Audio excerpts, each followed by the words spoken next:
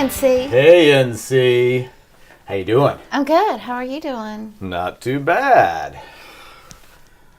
How's the world? World is pretty good. Pretty good.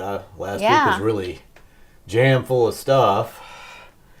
Yeah. So we were unable to have a guest. So we put out a couple of podcasts of a show that I went to, and it had Brian McGee and JPhone01. So I hope everybody enjoyed those. I did. Yeah. I listened to Brian McGee. I guess I saw him when he opened up for Richard Lloyd at the Hopscotch Day Party at School Kids. Mm-hmm. And he was with his full band there. Yep, Snickers Award. Yeah, it was really good, but the recording you got was him solo. Yeah. I really dug it. He kind of reminded me of like Paul Collins a little bit. He's got like the New Jersey kind of pop rock and roll action going on.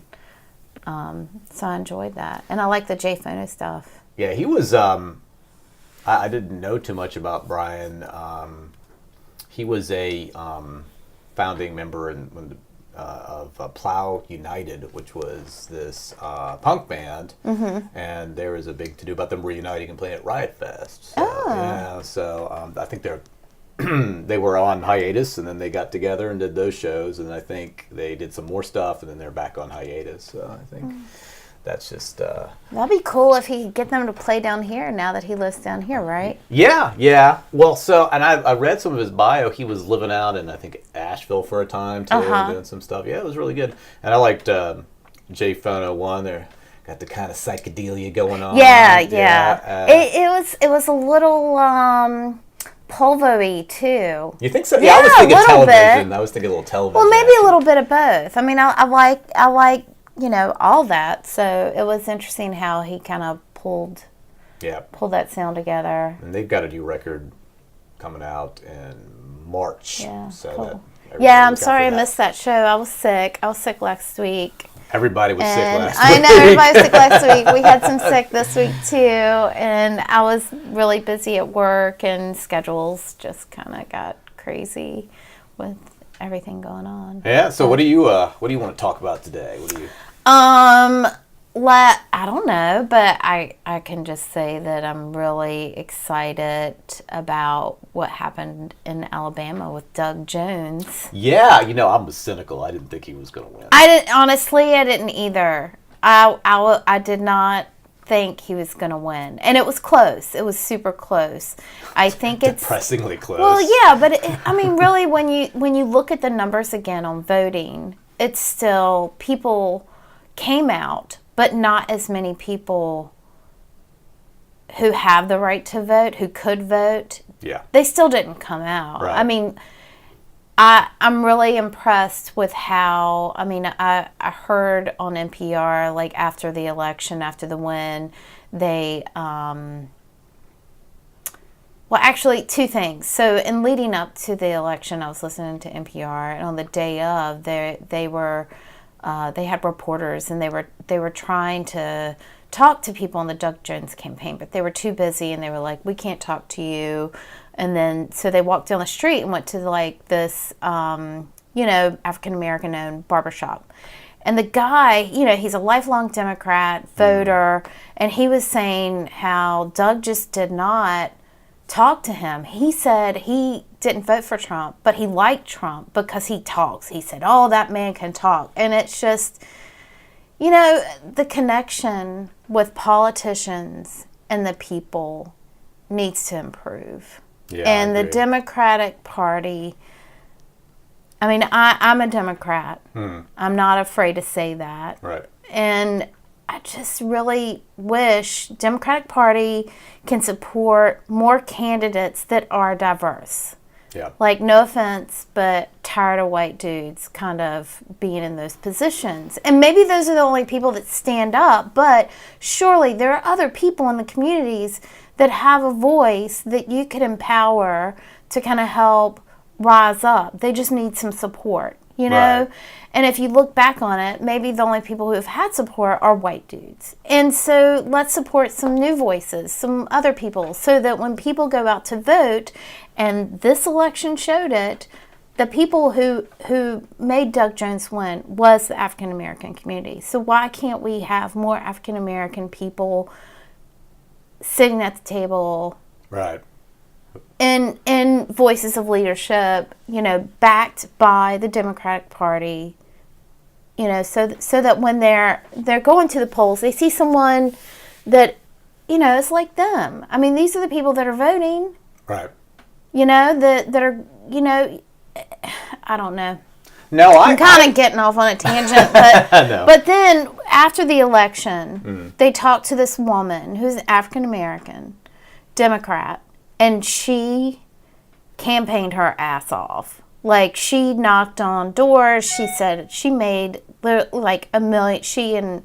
She organized people to make like 1 million phone calls, and she went to doors, and it wasn't about necessarily Doug Jones. You know, you need to vote this way because we don't have Medicaid expansion. Right. You know, our state did not vote for increase in minimum wage. I mean, these are issues that affect the people of Alabama, Regardless of the rural South. Right. Regardless you know? of whether you're feeling the love, per se, for the Democratic candidate. I was kind of upset, you know. I mean, the guy at the barbershop was saying how, you know, Doug Jones was playing his card on, you know, being the lawyer against the white supremacists. He prosecuted the 16th Street bombing. Yeah. Perpetrator. There was one person that was convicted in the early 70s, Yeah. and then in the 90s, Yeah. early 90s, Yeah. he convicted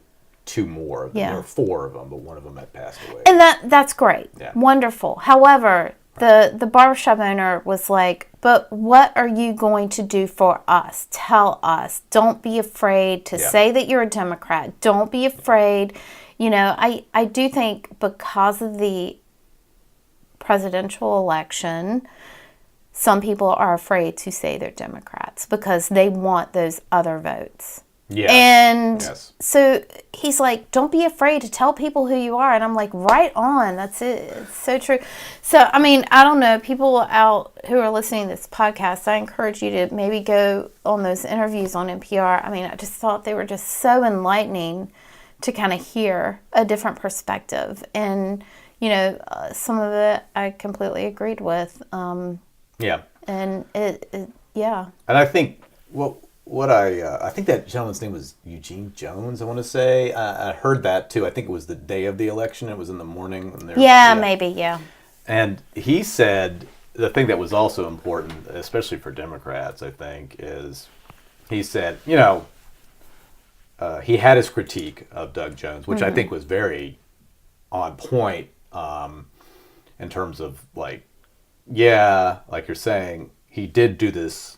He did prosecute this major crime, this murder of these 4 little girls in the civil rights era. Right. But there were other concerns that the African American community wanted addressed, and they felt like he was sort of trying to piggyback off his prosecution without necessarily having any other things to back up. But the thing that I think he said was, I'm going to vote for him. Yes. And that, I think, is something that I've noticed with the Democratic politics and elections is we have a tendency to really want these ideologically really pure candidates. Yeah. And then they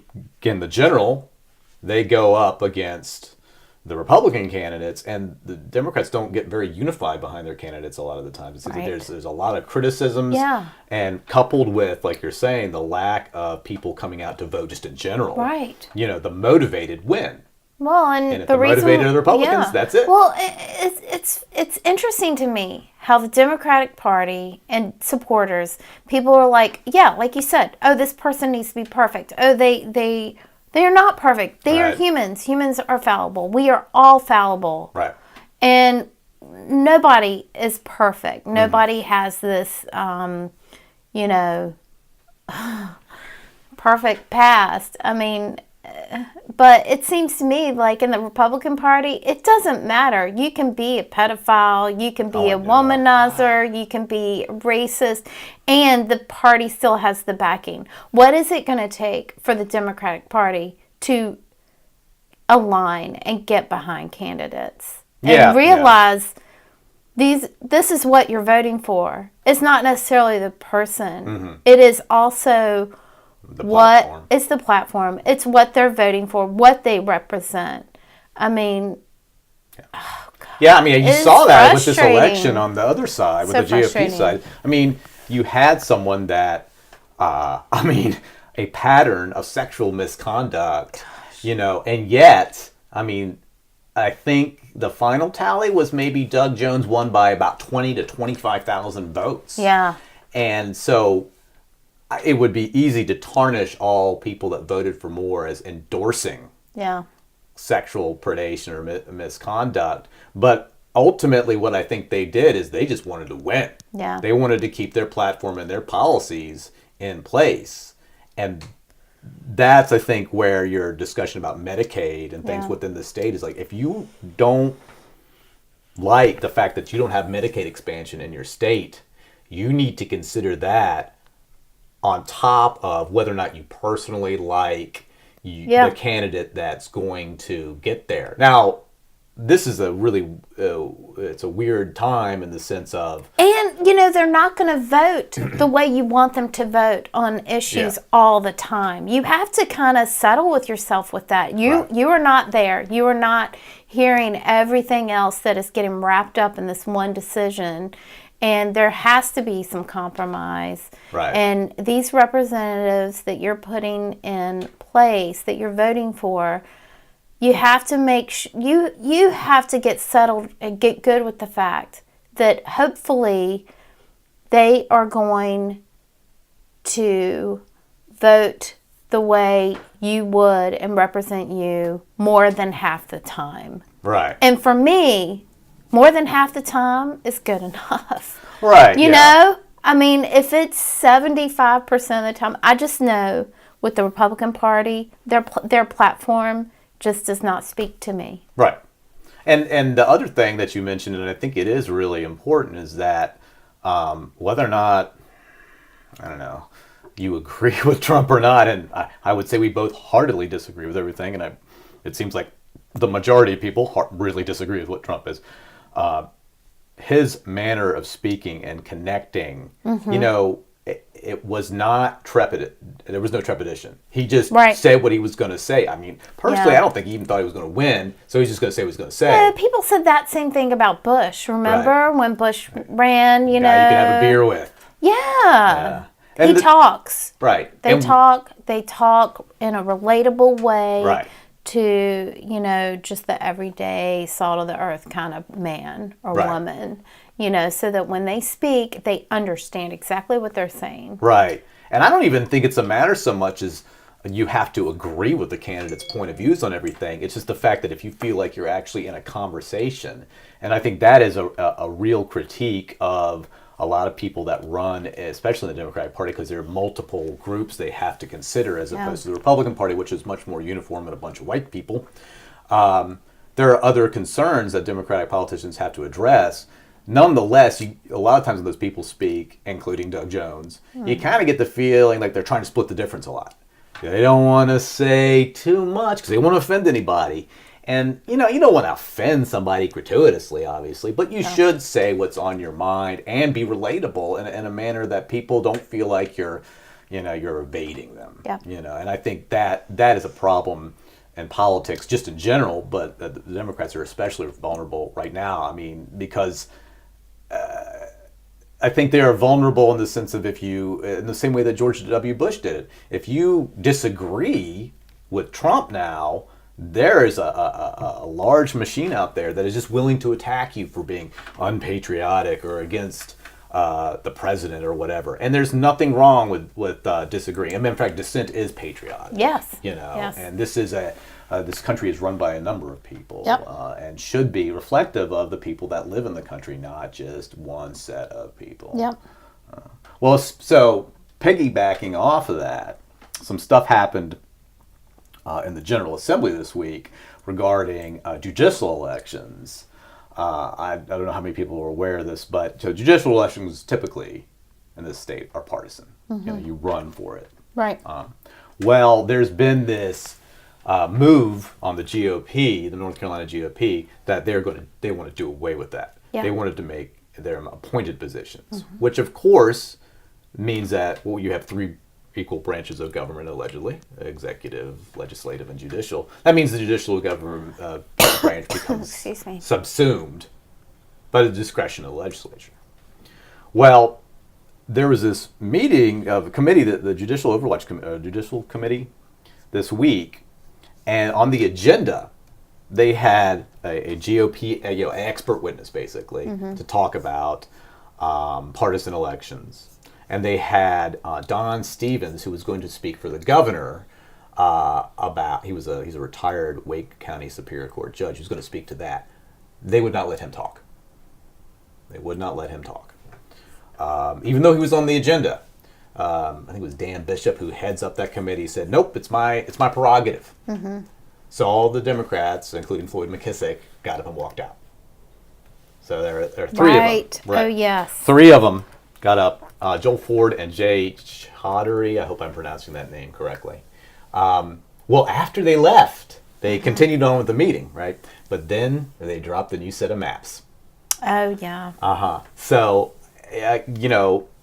this is sort of where you see the ground game in terms of trying to undermine the voting process on every sort of level to ensure as much of a GOP victory, because they can't win really if everybody were to turn out. People would turn out, the GOP really wouldn't have a chance. So they have to try and rig it to preserve as much of their policies as they can by, really any means necessary. Yeah. So it's, they sued. The Democrat Party has sued because the primary elections for the judiciary that were supposed to take place in March, I believe, have been canceled, courtesy of the NCGOP. And so that's going to be going to court. And the GOP's defense is like, well, since we don't have the right maps yet, we can't have these.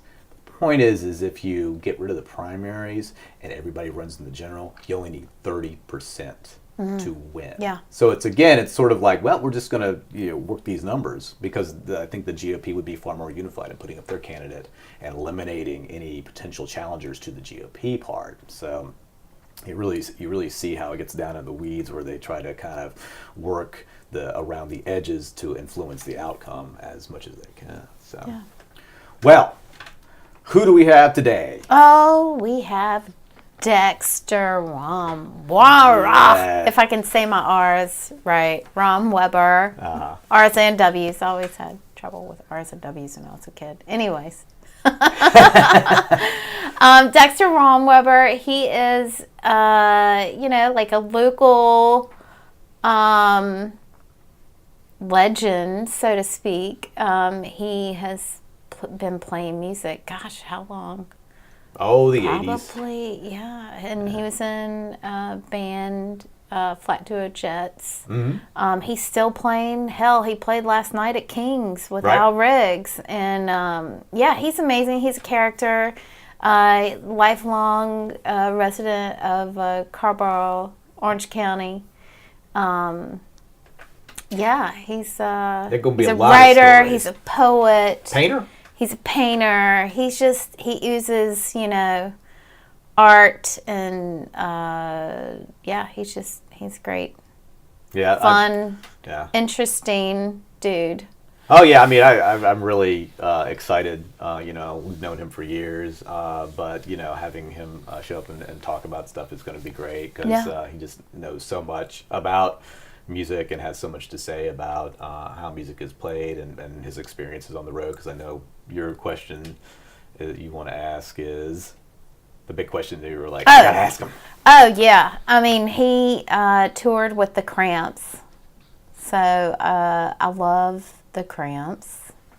And, hard not to. I know. Lux Interior, I think we were going to name Dash Lux. Boy. And Poison Ivy. Yeah, I know. That it's Kid Congo Powers. Yeah.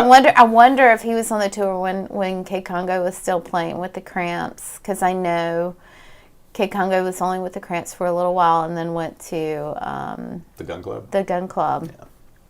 Yeah. So, I'm looking forward to asking him about touring with, like, the Cramps and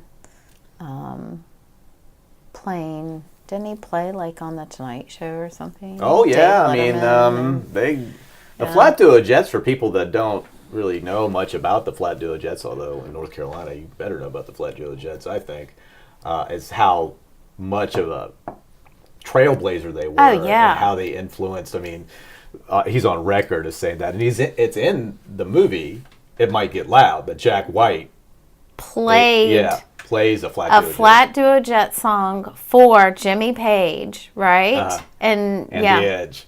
And and I'm thinking The Edge, listening to Flat Duo Jets is that's just sort of almost an absurdist kind of moment to me, you know. But yeah, I mean Dex was there first. Yeah. You know, between I guess the Cramps, the Gun Club, and Dex. Without those three, there would not be a what was Jack White's band? White Stripes. Right. And Jack White's has been Third Man has put out the Dex Romweber Duo live studio record. So it'll be interesting to sort of talk about being the trailblazer and seeing, you know, this legacy being picked up. Oh, he probably is.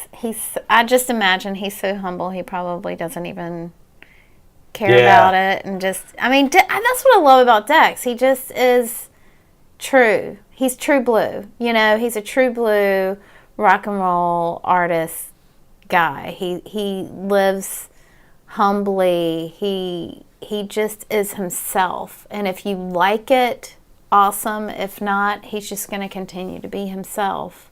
Yeah. You know, and he's definitely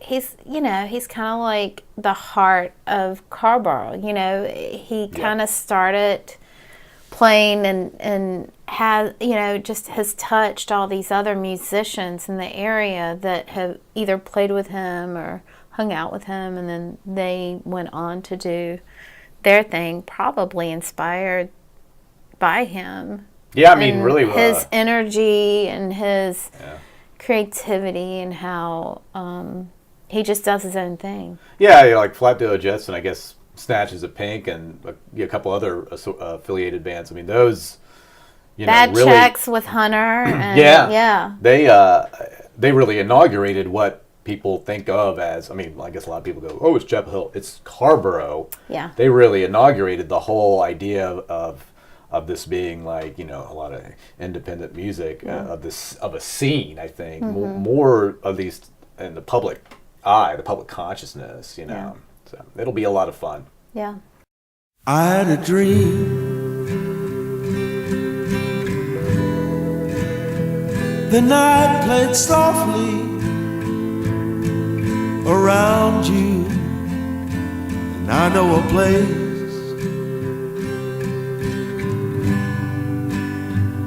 that nobody knows.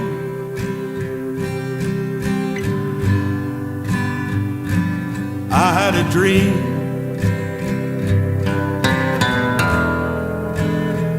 We danced the river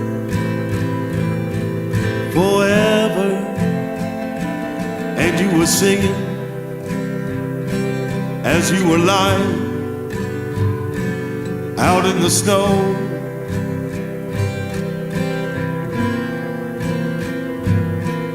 The whole world needs to know the way that east wind blows. It rises on the sea and finds its way to me. 'Cause I had had a dream. The time passed slowly between us. The night surrendered. Yeah. Another day.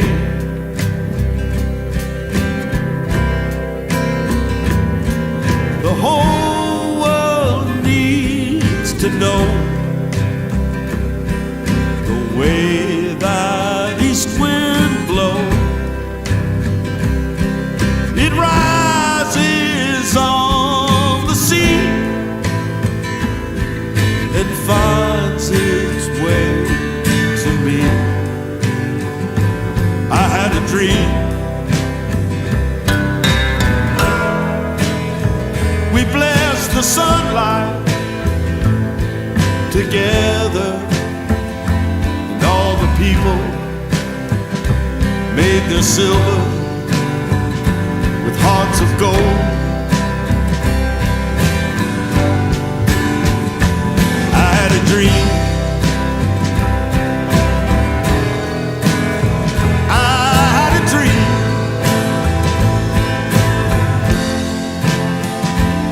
All right, let's go. Let's swing it. Hit it. I had a dream. I had a dream.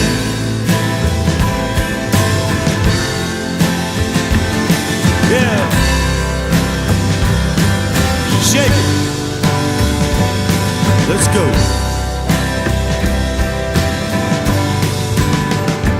I had a dream.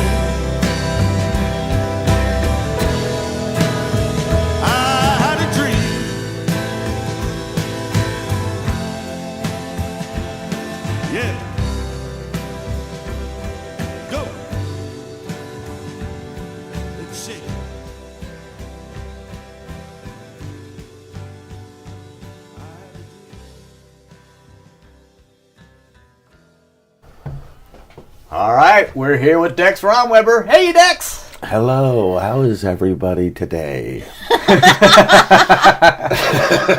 We're hanging in there. How about Right. you? You played a show last night Yeah, I played a show last night. in Raleigh. How was that? Well, they saved me a parking space. Oh, well, that's in front of the nice. club, and Oh. that's always a great thing. Yeah, in downtown Yeah. Raleigh on a Yes. Thursday night. Yeah. Yeah, I know, it's so that's different good. now, isn't it? It's it's just like you actually have to hunt for parking in Raleigh. I Yeah, don't remember. parking is, even in Chapel Hill, it's Oh, pretty yeah. freaky. Oh yeah. Yeah, that was when Benson was running for mayor. That was one thing I wholeheartedly agreed on was finding more parking. Because it just How seems did that go for him? not well. Oh, okay. I remember there was a voting date, and I was going to vote for Mike. Why not? But I didn't even go vote. I should have. I really should have. My irritation with the Carrboro Chapel Hill parking really started once across from Midway Barbers, the municipal parking is now paid parking. It's like, this is a moral outrage. Yeah, I know they pay. They charge everybody. Phil, I can't walk out the door without getting fined for something. Yeah. They'll we take got- money any way they can. Speaking of parking, when we went, remember that time we went to Hell? Back when Hell was still Hell. It was Chapel Hill Underground, right? Chapel Hill Underground. Yes, you're right. Went to see Dex. You with the New Romans. Yeah. With your whole, the whole band, Right. backup singers, everything. Right. And we were so excited because we had a night out, which was rare. And somebody said, there's a tow truck taking a car and it was Phil's car. So we didn't even get to see the show. We had to leave. Right. Who are those And guys? it was- George's? It was ridiculous. We had to Barnes. pay cash, and it was off of Jones Ferry. I mean, we just got into the club. Yeah, it I'm was sure it was not like Barnes 10 towing. minutes later. Yeah. So the deal is behind Terrible. all those mirrors that you see, that are supposed to be backup mirrors so you don't hit anybody or whatever. That Yeah, parking the lot. parking They got wasn't clear. cameras, Really? and they're like, Yeah, "There's one right there. Go get it." right. Yeah. It's terrible. It's a racket. Yeah. So how you been? How have I been? I don't know. It's Jim Carrey. I read a quote by him the other day, and he said that his moods are like the weather.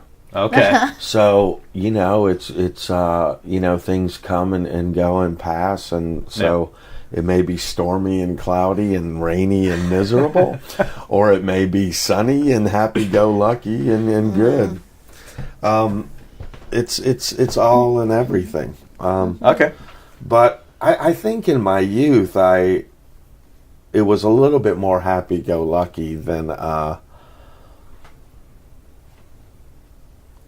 scrunched into the corpuscle of my body, dealing with the horrible conditioning of The aging process. the aging process too. And, I find stuff coming up more now of my youth than I did when I was younger. It seems I feel like I'm becoming whittled more and more down to. It's actually a very complicated subject, but I feel I'm getting more whittled down to layers and my family stuff and upbringing now more than when I was 18 or early 20s, because it takes all this energy to do everything, and you go and do everything for your whole life, and then you just start suddenly Processing it. It starts coming in more. So you feel like you're getting stripped down to the basic Dex. Well, I'd like to, but that's actually a really long, hard process. I know the feeling. Meaning that there's, the brain is more rock than anything. I think. Yeah, no, I agree. Yeah. It doesn't seem to always want to cooperate. No, it doesn't, and I know that very well. And it's a heavy subject, but I know that I can't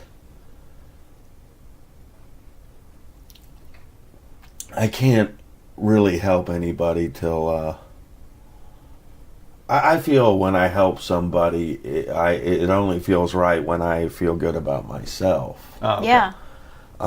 But you can help people in no matter what shape you're in, and I'm sure they appreciate it.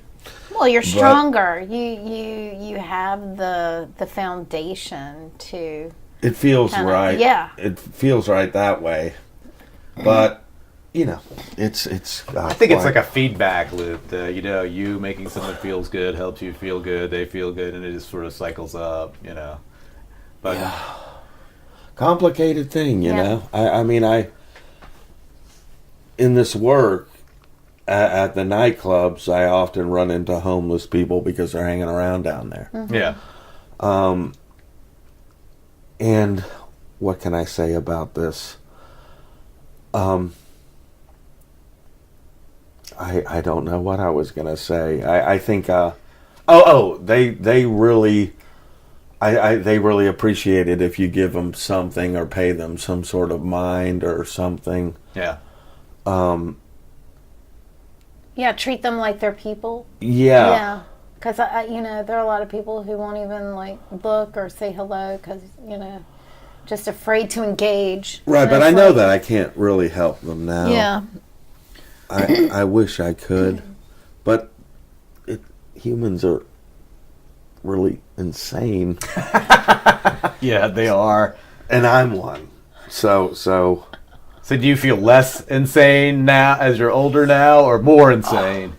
A little bit of both. I think that I have an insight of why I'm insane. Well, that's good, right? Yeah. What's the insight? What have you learned?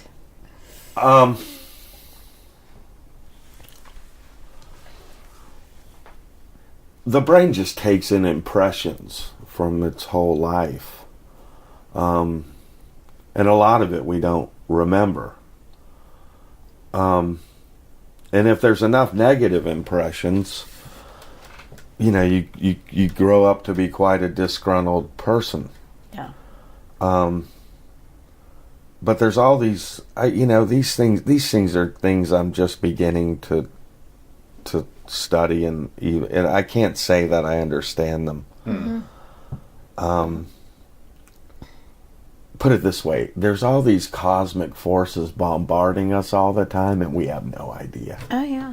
I can get by. Yeah, that's basically what Heavy man. Well, I don't know.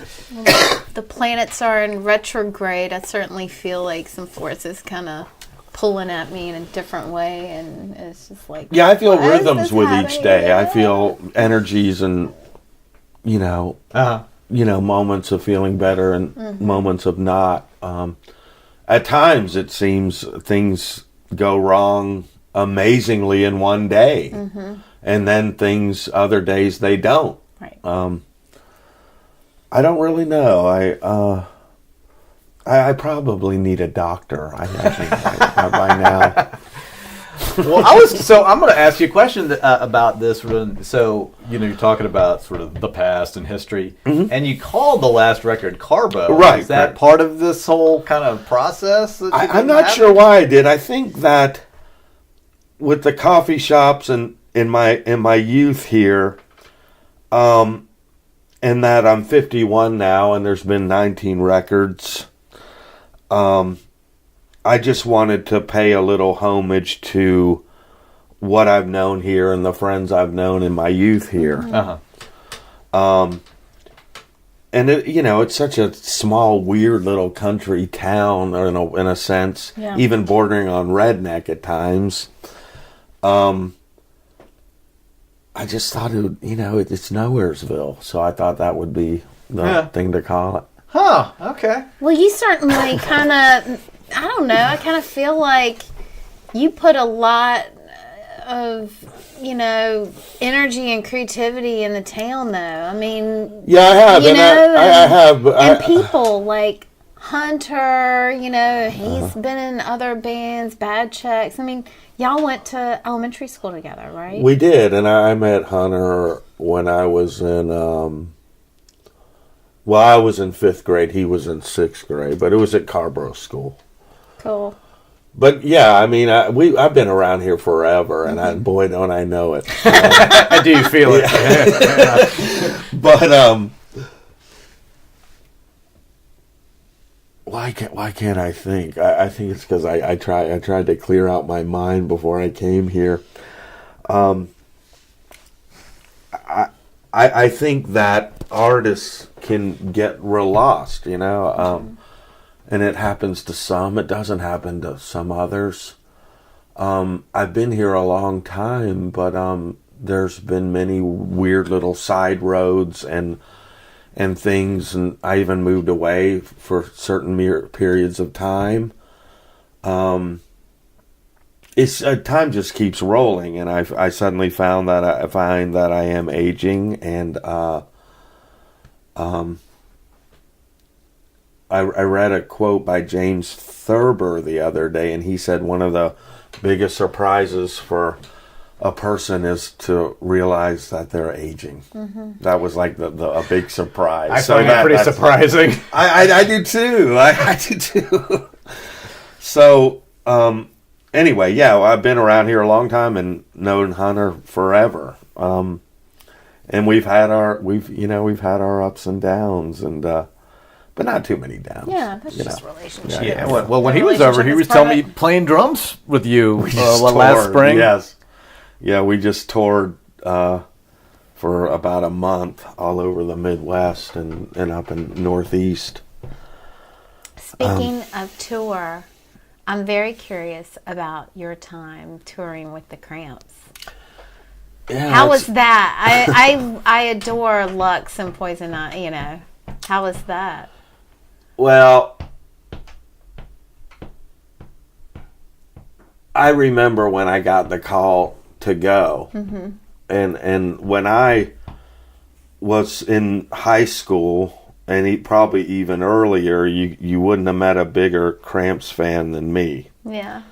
And Lux was kind of a second self in a way. But their attitude towards music and what they found authentic influenced me a lot. But more than that, I had this place called the Mausoleum, which was a horror rockabilly sort of thing. It was sort of based on 40s horror, 30s horror, and 40s horror, and the Addams Family and the Munsters, and we found a old house that's now gone that was off Airport, and there was just loads of gothic stuff and weird stuff in this house, abandoned house. Oh, wow. Really tripped out things. Interesting. And we would go out there in the middle of the night. Yeah. Wow. Or high school. We'd go out there and we found so many weird things and gothic posts and pointy graveyard fences and Wow. the really wild things. And, you'd find little elves and shit and Stuff you don't find around here no more. it was called the Danziger House. And yeah. it was Proper name for it. Yeah, and it was kind of hidden, Yeah. and it was up there. Now there's apartments there, but we put this house together behind my mother's, and we did a lot of drinking and reefer and eventually LSD, and we were really wild youths, I mean, or we thought we had to be or wanted to be, or we all came from pretty crazy places, so we just headed that way. And it was all surrounded by music too. So, and some of our idols were wild too. So we took all that up, but it was I always liked horror, even before I knew about the Cramps or as a kid. So we built the Mausoleum, and then on an LSD trip one night, it went up in flames, and my friend almost died in it. My best friend, almost. He had fallen. He had passed out on my bed, and me and his girlfriend went for a walk. And we came back, and I saw flames rising 2 stories high. God. And when I had left the Mausoleum, he was in there. Oh. And I flipped out, and I run up to the Mausoleum, and there's flames literally. Everything is in flames. Oh. Holy cow. And I went around and tried to open the window, and it was all cracked and hot smoke boiling out. And I'm on acid. Wow. And then I completely flipped out and ran into my mom's house, and I tried to call the fire department, but I couldn't even... You couldn't figure out how to dial? Yeah, I mean, I was too in shock of what the implications that my friend is burned alive. Right, yeah. And so, clink. I mean, I was just... my mind was tripping. I mean, it was like electrically tripping. Right. And then I'm there, and the bathroom door is closed that was in my mom's kitchen, and my friend walks out. It's like something out of Pulp Fiction. It is. And he walks out, and his hair is burned, and he says, Dex, I phoned the fire department. And I flipped out, and I started over, and I couldn't stop saying, I can't believe you're alive. I can't believe you're alive. That went on forever. And then my sister showed up, and she burst crying because she thought we'd all died. But anyway, it was really, and he said that he was asleep on my bed, and he suddenly sprang up, and half the room was on fire. Oh my God. Like a wall. Yeah. And there was just a beeline towards the door. And he sprang out, and he got out of that mausoleum, and then went in and tried to get water. It didn't do anything. I've run into firemen in Carrboro, and I described what happened. They said he's lucky as fuck. I mean, he's more than anything. Yeah. I felt if he had died, I would have ended up in a mental institution a long time. Wow. Out of sorrow. Right. But anyway, that place was kind of based on the Cramps. That was sort of, it was a very horror rockabilly aesthetic. So years and years later, and I had begun to give up drugs, and the drinking in the mausoleum was gone, and Crow and Cray, all these friends, everyone sort of began to grow up a little bit and splinter. I was into different things by 1990. That fire was in 86. I was into like Edgar Casey and fucking Beethoven and a different. It wasn't. I wasn't 16 wearing Black and Bones anymore. Right. And so when I got the call to go on with the Cramps, I didn't really want to go. Oh. So what convinced you to go? I felt I'd be letting everybody down. Oh, okay. Yeah,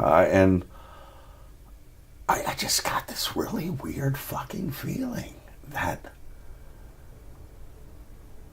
I didn't really want to deal with it. And it was like, for us, or who we were, or where we came from, it was, something to put us more closer to, whatever you call success for us. I mean, I'm just saying who we were at the time. But my manager at the time, Dick Hodgen, and I knew Crow and Tony, they're, come on, man, this is the big break. Yeah. It's a big deal. I know, and I like, but I was too afraid to tell them I didn't really want to go. Right. Huh.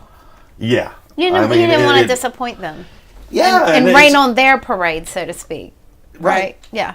And then, and I had read so many articles about them and knew so much about, in a way, I knew that they were very private people. And I also knew that Lux could be prone to violence if you upset him in a certain way. That made me uneasy. Know that. Yeah, that made me uneasy. And then, but the Moss fire, that's what really, I think that's what really, it reminded me of things that were a little too dangerous. Meaning your best symbolic, friend. Right? Yeah. Like, my friend. Yeah. Seconds away from being burned alive. And I still haven't really processed the trauma of that fire, really. Yeah. Well, you were on LSD at the time, so you weren't really fully there in that moment, but looking back on it, I'm sure you can get yourself right back there. Right. I knew that the Cramps tour was going to be really massive, and it was really long. It was 3 months. Wow. And I mean, Phil, it was like every major city in America and a lot. And the first gig was in Vancouver, so it took freaking almost a week to drive out there. And I was just so goddamn nervous about it. I hate that. I really do. I mean, I hate any sort of stage fright, and I know about it. Right. Do you get stage fright still? I have, okay. And I totally have, but not like when I was younger, where I used to puke before I. Oh, did you? Oh, okay. So we drive out to Vancouver, and I remember. I mean, it's not that weird, but it's a little weird. Where when I got there, I remember I was into reading the Bible at the time. And I found a quiet corner to read the goddamn Bible.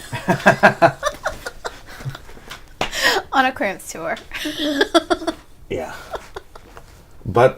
And then they drive up and they look really amazing. But I thought that first gig in Vancouver sucked royally. Oh, yeah. And Crow said to me afterwards, he said, Dex, I know you can do better than this. I knew I could too. But it's just, that's one thing about this business I never really liked is how you might meet your idols or people high up in the record industry and you get an uneasy fucking feeling about it. I hate that. Yeah. Don't meet your idols. Yeah. But yeah, I mean, I practically recommend it to not meet them. But we spent 3 months with them, and our shows did improve. But there were some funny stories and awkward moments, and a little bit of fuck ups here and there, and you're young and you're unconscious, and you're trying to play this role, and Yeah, you were like, what, 21? 22. 22, yeah. But reefer, LSD, and black horror rooms didn't mean what they had meant to me 4 years before. But I tried to do my best, and some shows were really good, and we got good reports. And Lux and Ivy were actually very nice people. I think that, but I'm not saying they're not nice. I'm saying that, like anybody, it's light and dark. So, I actually, very cool people, but you did not want to cross them.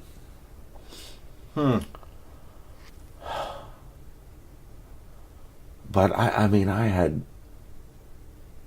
So you enjoyed yourself despite yourself? Eventually. Eventually I got in the swing of things. But I was, really into like spiritual things, and I'd like find the basement, and it was massive halls, and in LA it was like, I swear to God, someone told me it was 6,000 people. I'm not sure. It was definitely over 3,000. But a lot of these halls, I would go find a place to like meditate in the basement. Yeah. Because I needed help. And well, I seem to remember in the early 90s, Edgar Casey went through some kind of, I guess, renaissance or whatever, because I knew people that were reading him like, this is some deep stuff or whatever. Yeah, definitely. And he was from Virginia, right? I think Virginia Beach or something Yeah, like that's that. where he eventually lived. Yeah, so I think there was a lot of that going on. Yeah, there wasn't. I mean, that's a whole other story where I remember when I was in Chapel Hill and I had my first initial spiritual search. I went to all the churches and New Age places, and I took in like Southern freaking Baptist, Catholic, New Age places on this flippy spiritual search. Huh. Yeah. What were you looking for? Or do you know? I think I don't well, I think eventually I was looking for myself. But I found that is more tricky, and it's a lot different than what I thought. What I like is that you don't settle for one knowledge. No. Is it. You constantly seek out information and knowledge, whether it's spiritual or, I mean, you do it now, right? I mean, you're constantly. No, it's not. And, yeah, it's a subject that I find in our smallness and our bodies is quite beyond. It's real. It's high stuff, and we're just mortals, you know, and mortals with and a lot of weird karma and a lot of weird family and schooling, and it's way more complicated, man, than you'd ever realize. But I'll tell you, like the Southern Baptist Christian thing was my least favorite. Oh yeah, why is that? All the things I went out. Oh yeah, because it was hellfire, damnation. Like, it's not love and beautiful. It's all like, you're gonna go to hell if you do this. That's what I remember. Yeah, and then from Southern Baptist. Gays, drug addicts, and everyone else is going to hell. Need not apply. Yeah. And then the pastor, he was always, and I knew him around town a long time, but he he was always railing against everybody. And Sounds like a fun guy. Well, I would get up in his sermons and walk out. But then eventually he ended up getting kicked out for having an affair when he was married with a young girl in the church. You know what I mean? It's that typical shit. Right, yeah. The Catholic one was my favorite because the priest was almost poetic. And it was more like about nature, and it was like, and it was like soft. It was soft. And it was kind of mysterious. It was poetic. It was cool. And the New Age cat, his name was Henry Miller, of all names. And he was this old guy, and he lived on Graham Street in Carrboro, and he had this place called the Stargate Light Center. And they had like meditation groups and reincarnation, and the people that ran the solar system were called Helios and Vesta, and they were like this masculine, feminine hierarchy of things that ran this ridiculous. So I'm not even really laughing. But Henry was older, and he was an old man. He's dead now.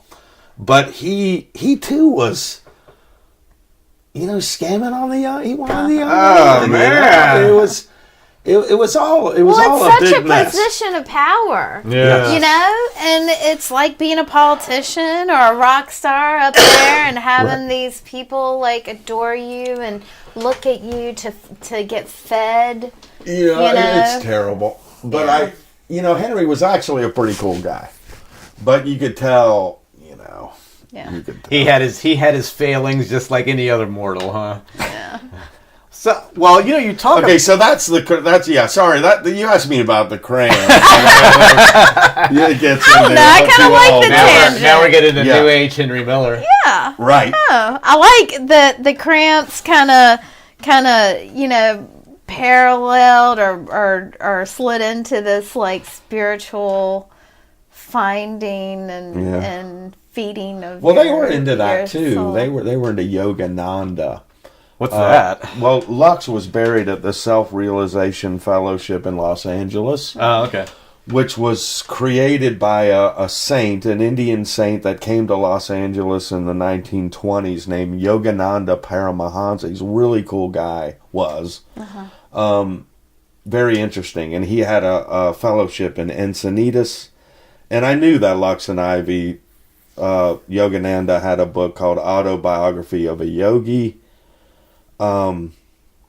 Anyway, I mean, they were into all that too. Yeah. Well, I was going to ask you a question. We've talked about, you're talking about the self and all that. I remember when, I guess sometime in the 90s, and I was working at the studio supply, I used to come in, and paint, to get painting supplies and stuff. And you've always been to me, I was obviously aware of your reputation, etc. Just pretty much down to earth kind of guy. And yet, every so often I see these things like Jack White playing a Flat Jazz song to Jimmy Page. Mm-hmm. And, then I recognize you have this. And it's captured on film. Right, yeah. I guess, amazing. Do you see that and think, that's me? Or do you think, that's just some other guy? Well, to be honest with you, I mean, those recordings are so long ago that he played for Jimmy Page that I do look at it as somebody else. Yeah.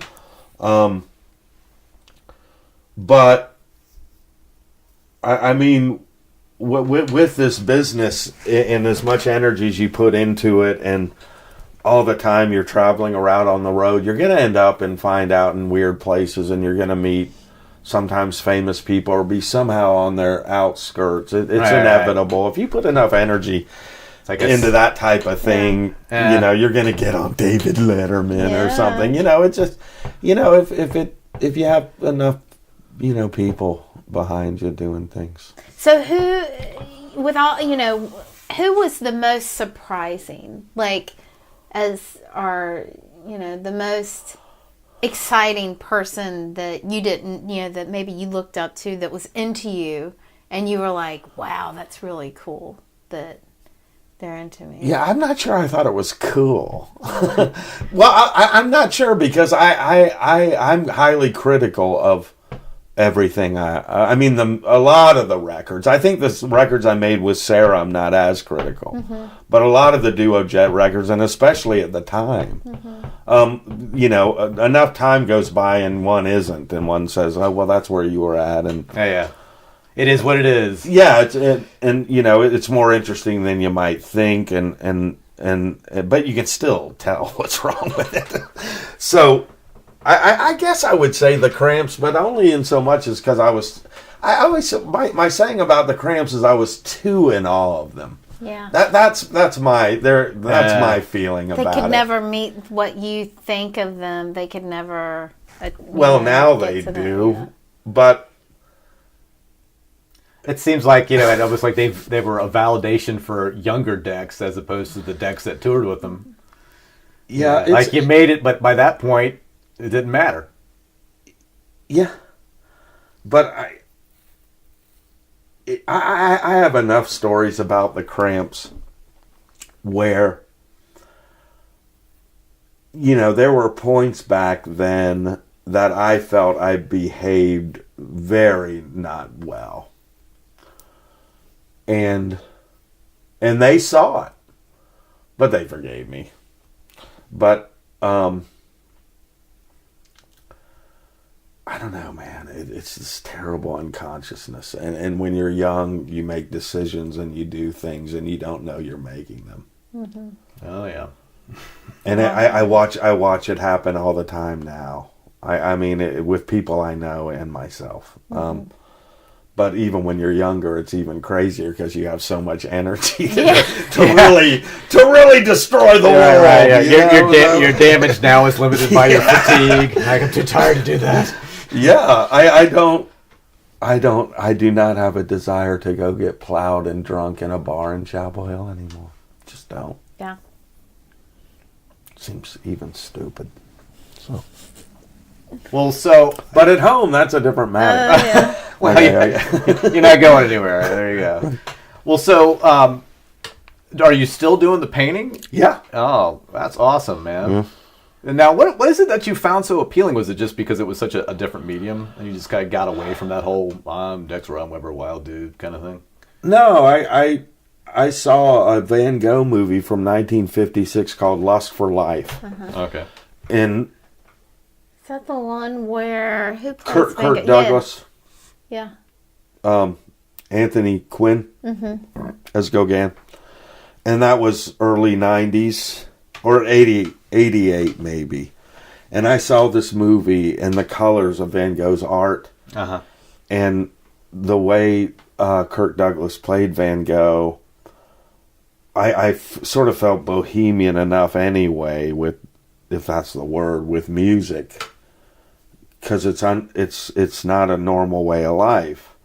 And when I saw that movie, I thought that I would start painting because I was inspired by Van Gogh. Mm-hmm. But it wasn't.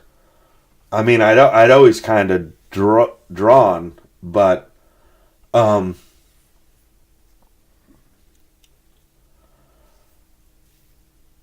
painting is the really great thing, and it's you talk about symbolic and the unconscious or dreams or sort of creativity.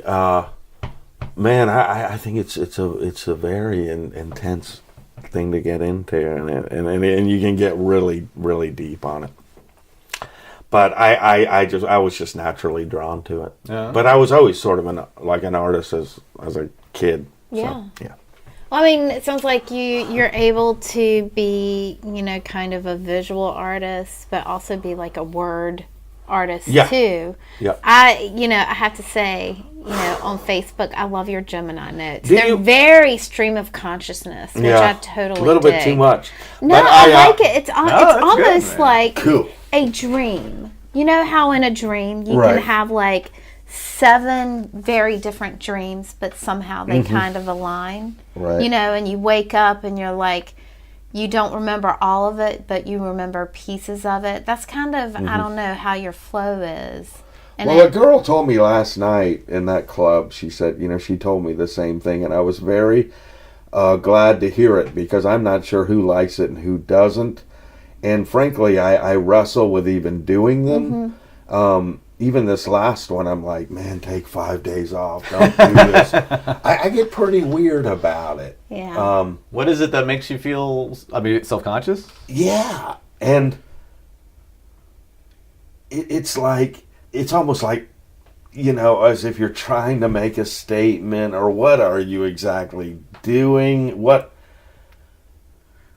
Well, the one thing I was going to say would be that when you write something down, you're definitely pinned down a lot more than, a couple of chords or even, a visual piece.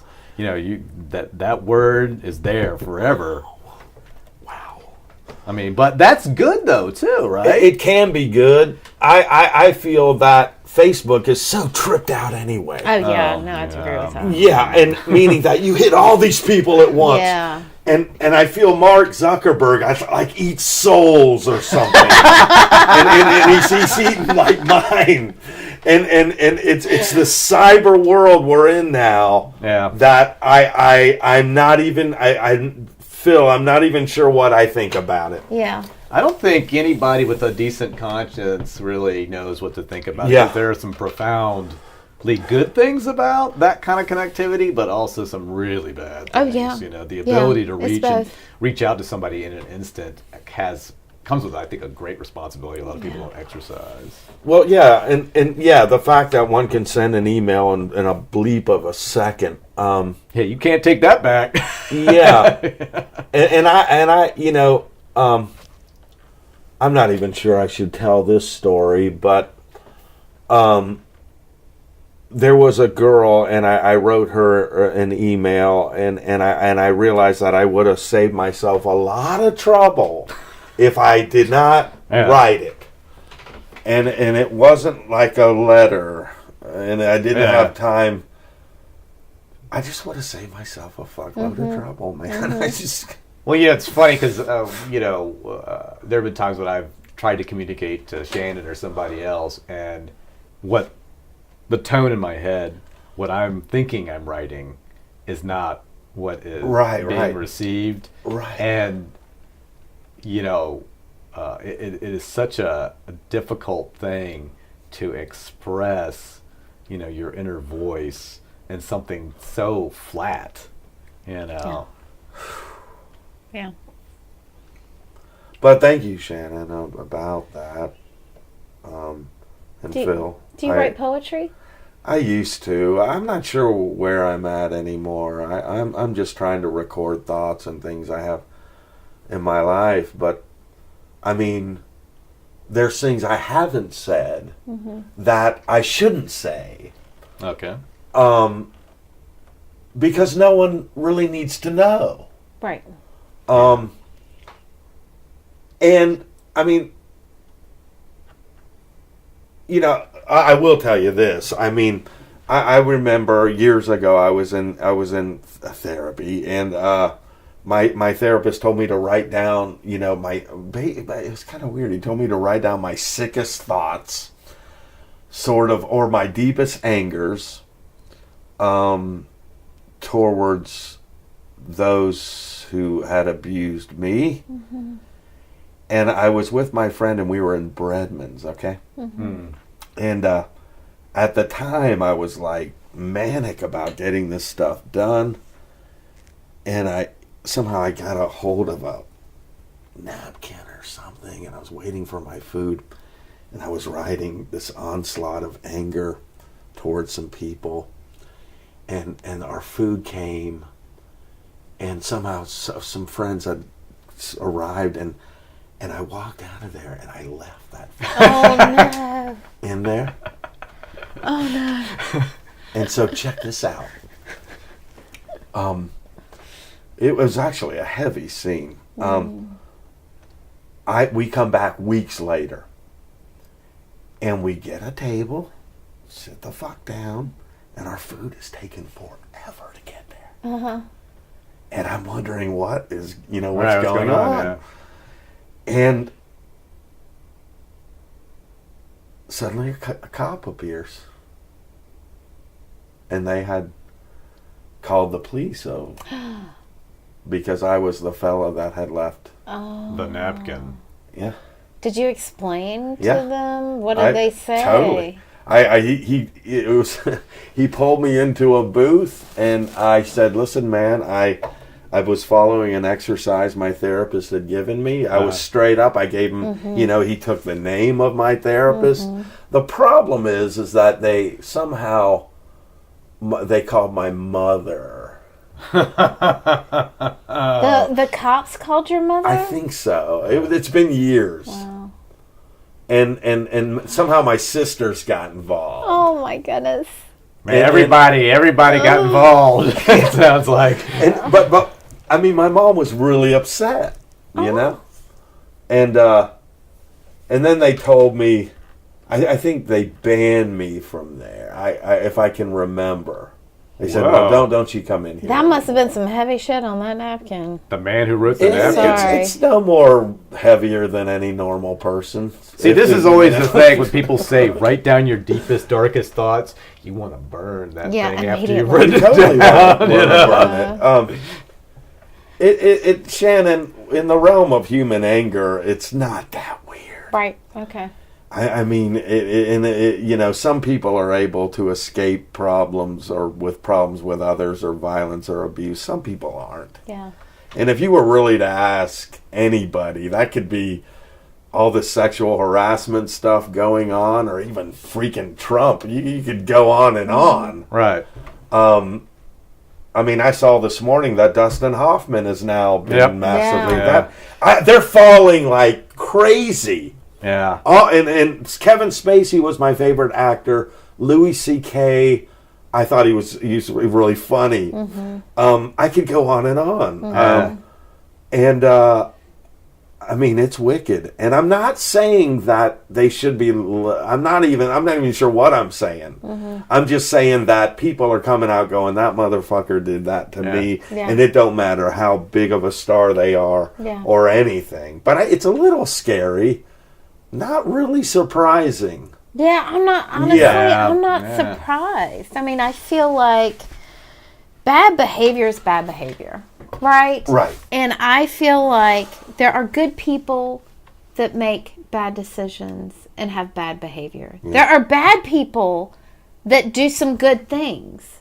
So you got to figure out, is this a good person that did something bad?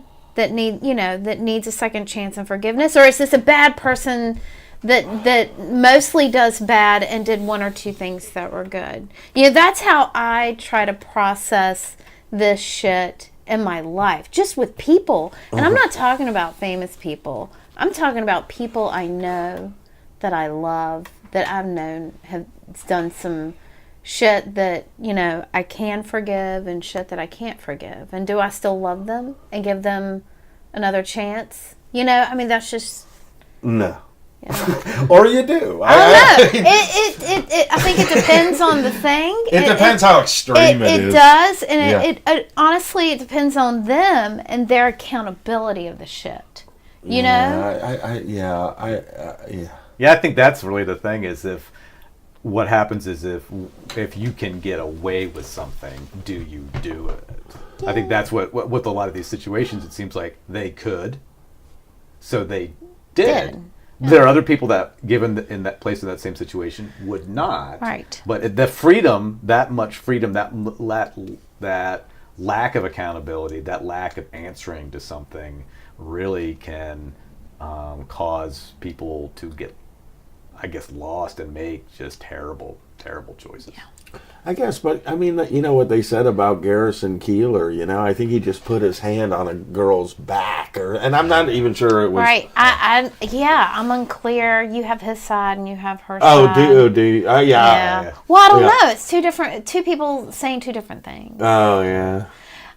Which, it could be it could be a misinterpretation on her part. I don't know. It could be something that really happened and he's just trying to get away with it. I don't know. He could have done something and she was, sexually abused as a child and it triggered her. So her interpretation of it. I mean, who knows? Who knows? Yeah. The point is for me, when a woman makes this, truth, says this truth, it's her truth. And I like that women are getting empowered to speak. And I do like the narrative in the conversation that a lot of these men are saying, I did this and I take accountability for it. And I feel some don't. Some don't. Yeah. And I don't like that some people are still saying, oh no, I didn't do that. Right. And because I think, 5-10 years ago, I mean, like with Trump, for instance, I mean, no, it still happens, but I mean, there are people who still will not admit to it, not cop to it, and still oh no, I didn't do that. Right. And I feel like that's been going on for most of our lives. So women don't speak up, but now I feel like now they are. And some men are saying, I did it. I'm ashamed. I'm really sorry. And it's you're admitting to it. So that is, I think, a positive. Right. It's hard to kind of reconcile and make something good out of something bad. But I kind of feel like at least the voices are rising up. Well, I think it's funny that Al Franken would go, I might have, made some bad decisions or something, and Trump's like, they're all liars. I know, yes. Well, see, I think that almost shows you, the power of not having any shame. Like between that and some of the things that his party does, is just they're like, yeah, we're going to do it. And people are like, this is outrage. Yeah, we're going to do it anyway. Yeah. And until you are able to stop them, they're just going to do what they do. Yeah. Well, what are you gonna? So what am I doing? What do I have in the future? Yeah. I was curious that too. Aren't you touring in Europe? No, not right now. But I had gone over to Spain a few times. I'm just playing these weird gigs around, and I'm gonna tour in the future. But I spent after Sarah left our band. I spent 3 years just working really, just playing any gig and running here and going, doing all this stuff. And at the end of last summer, I just was burnt out, and I said, I'm taking November off. Yeah. And so with November's going into December, and I'm still kind of off, and I'm trying to take as much time off before I have to get on the grind of the road again. Mm-hmm. So I can imagine being on the road is exhausting. No, I don't even. It cannot even be fun sometimes. So. Do you have certain comforts on the road that kind of help bring it? Make if you're lucky, you're able to sleep at certain times. Yeah, I think Hunter said that was the key issue. The last one. Or get a good meal or something. Yeah. But it's a lot of freaking driving and so much driving, and there is humor and when you're joking around enough. That's I had that even with Hunter, But are you going to work on a new record? I Do you have any I got ideas? the feeling Bloodshot was not real energetic about releasing another one, but they said they would. Oh, okay. And I've been wanting to get into the studio to record, but they're not handing me any money right now. Okay. So I suspect it'll be in 6 months or something, and then I'll go record again. Oh, okay. So if there are people listening to this podcast that don't know Dexter Romweber, what would you say? How would you describe your sound or your influences? I think it's blues and jazz and country and rock and roll, and rockabilly.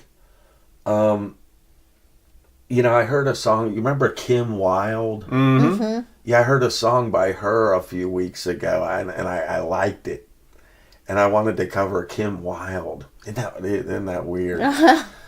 And and so I like all kinds of music, and I like jazz music and classical music. So I would say I would not want to be defined. Yeah. I would say. So well, between Carrboro and I guess Daniel 13 putting out that the Flat Duo Jets, stuff that's good. Those are good starting points. Those, right?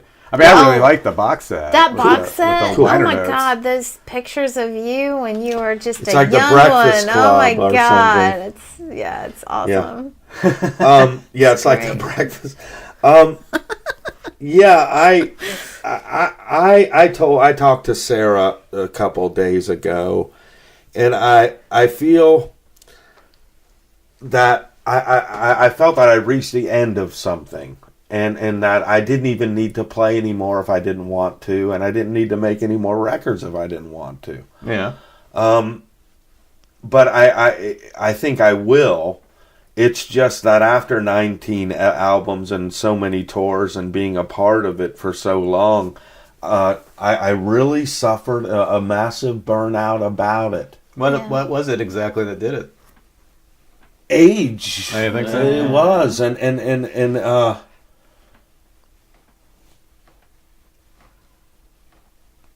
there's some medical things too, but I think hopefully I can get past them. But I just I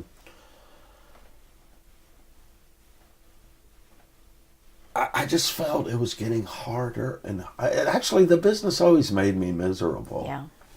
Yeah. I just didn't know it did, and I was young enough to you could burn right through it. Yeah. I was young enough to say, well, I can take it, and I don't need to create a life. Or have a wife or a lovely house or kids, which a person, really should do, in a way. I mean, if you're that type of person, you should have a wife. You should have a decent house. And with music, I found it harder and harder to get there. Yeah. I mean, and the idea of structure and discipline and money, there's all these things that come into it. Yeah. And it's easy to fuck up from all that when you're... Yeah. It really is. And, I research a lot of musicians. Almost any of them. And Steve Marriott of Humble Pie, he's an amazing artist, really.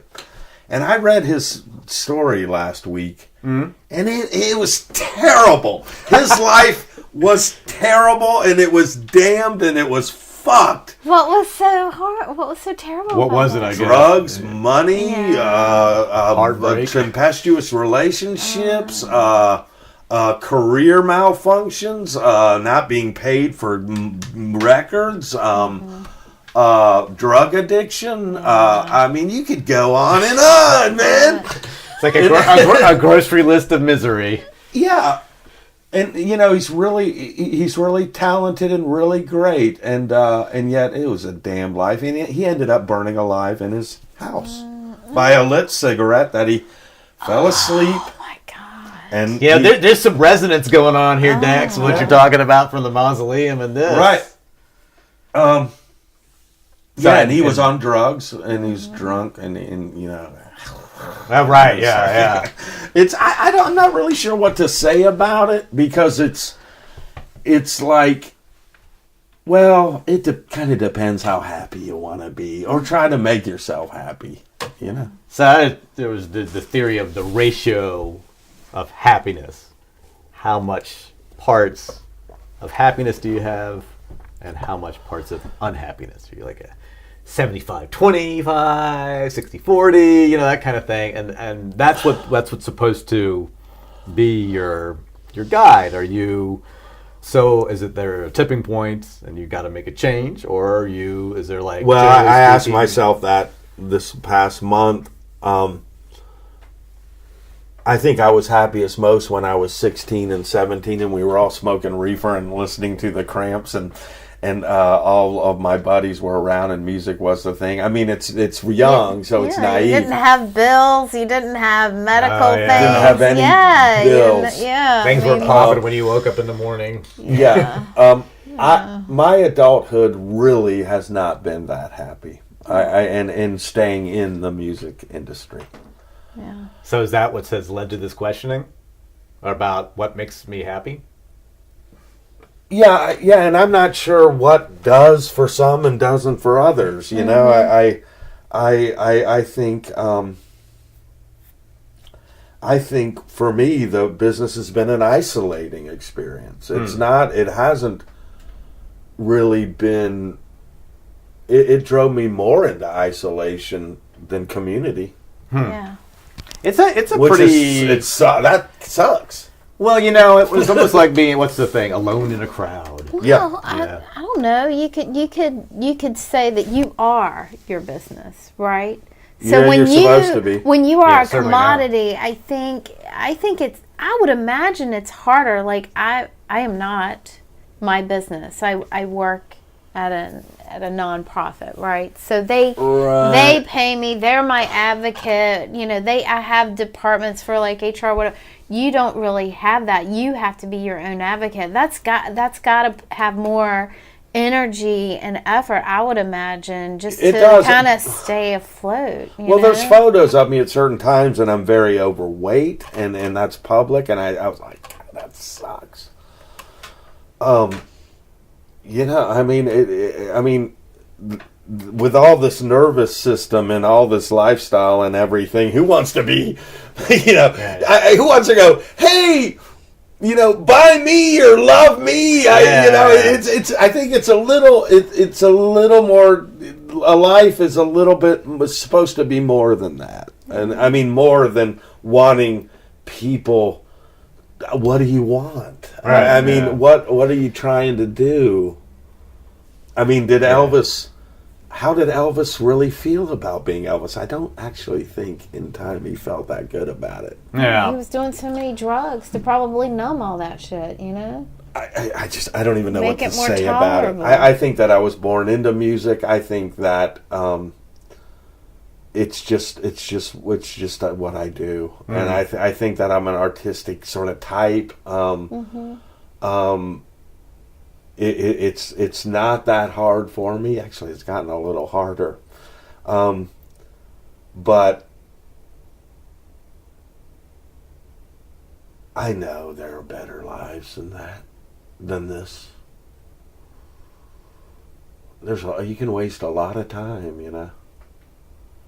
I'm not really even sure what I'm gonna do. Huh. I don't know. I like you the way you are. I love your art. I love how it's so easy for you. I don't know. It seems easy. It may not be easy, but for you, I mean, you made 19 records, Right. and on top of that, you are a visual artist, and you know, I mean, you just have it in you. It's like not everybody can do that. It takes a lot of work, and yeah, I'm not even sure I did the work in this life. It might have been somewhere maybe else. you didn't but have to. you know, the thing is, Shannon, is that it would be great, or Phil, to make a hit and make all this money, and then you know, I don't know, that's Taylor not Swift you. money. that's not you, right. But I'm just saying to where you weren't like a little manic about money. No, you know, I mean it's because it. Yeah. I don't even want to tell you what they handed me last night. It was ridiculous. No, I've been there. Yeah. I've been there. I've You've seen it. definitely been there. And it's like, you know, it is harder as you. It's one thing, like I think what you're saying when you're 16 and you just do the thing for the thing. Right. But when the thing you're dependent on it for money and paying bills and stuff. Then the thing becomes something else. Yeah. You know, it's a job to some extent. Right. And you're on this treadmill, and if you don't make, like you're saying, you're not writing that big smoke on the water hit or whatever, you can't get off that treadmill. You keep going. I in the past couple of years, I lived down in the weirdest place. Oh, I know, you told me. But you said, you're like, I can't tell you all about it. So I was like, okay. But it is the low of the strat of rich and poor. Yeah. And I mean, I'm still flipped out where I lived. I really am, and I've risen up where where I'm at. It's bigger, it's cleaner, it's right, that. Yeah. But I live in the hood of Chapel Hill. I deal with mentally ill and drug addicts, and there's a prostitute that lives somewhere nearby. I don't really like it. Right. And it's actually really pricey. But what I'm saying is that place out there off Jack Bennett and then down Big Woods, it was all I could afford at the time. Now I have some money, but not a lot.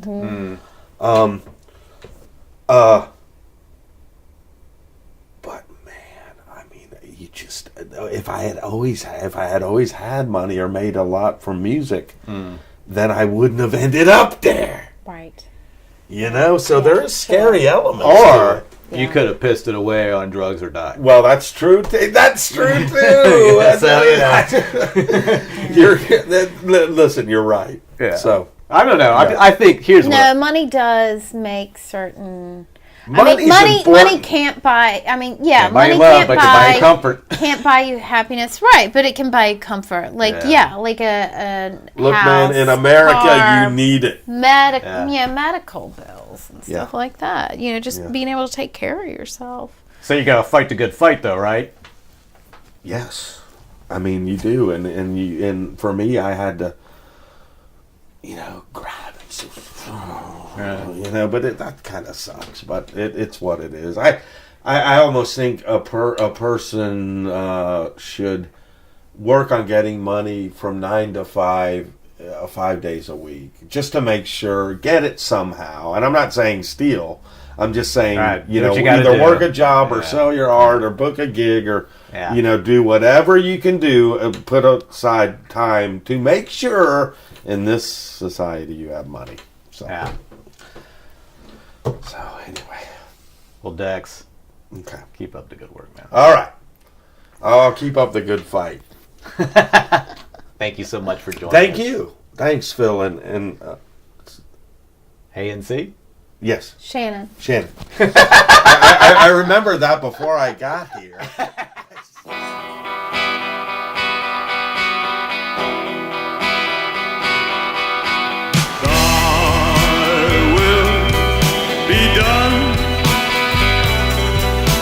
Trouble